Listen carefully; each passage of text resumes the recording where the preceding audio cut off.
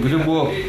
Будто из ведер поливали. Вода стекала по стенам, разрушая элементы отделки, вспоминает Ибрагим Гандалоев. И так каждый раз в дождливую погоду. От влаги деформировались перекрытия. Из-за угрозы обрушения конструкции Ибрагим переехал жить вместе с семьей в съемную квартиру. Но это полбеды. Крыша протекала одновременно, развивая в доме новую биологическую среду.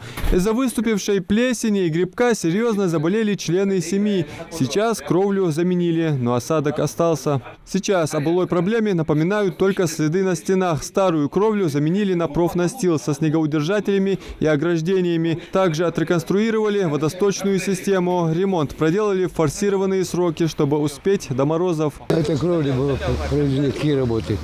Поменяли вентиляционные шахты, разобрали старые, сделали новые вентиляционные шахты, почистили все каналы и сделали новую крышу. Сейчас ничего не течет, не будет течь. Крышу сделали по строительным нормам.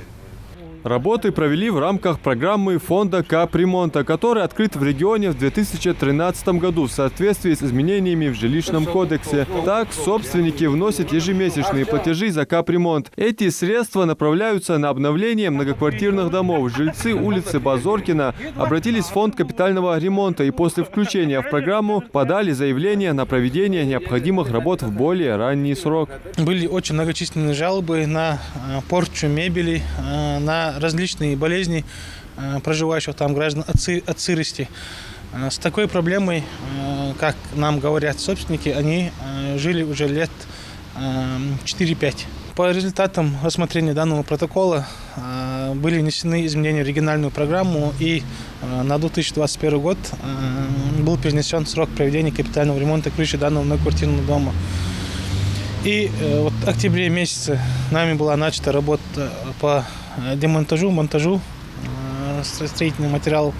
И вот результат проведения данных работ сейчас виден наглядно. Порядок начисления взносов собственниками установлен постановлением правительства Ингушетии. Ежегодно сумма меняется. В этом году она составила 6 рублей 30 копеек за квадратный метр. Примечательно, что все средства, собранные в одном муниципальном образовании, не выходят за его пределы. К примеру, если один из домов нуждается в срочном капремонте, то на реконструкцию идет денежная сумма, собранная у собственников других домов в этом же населенном пункте.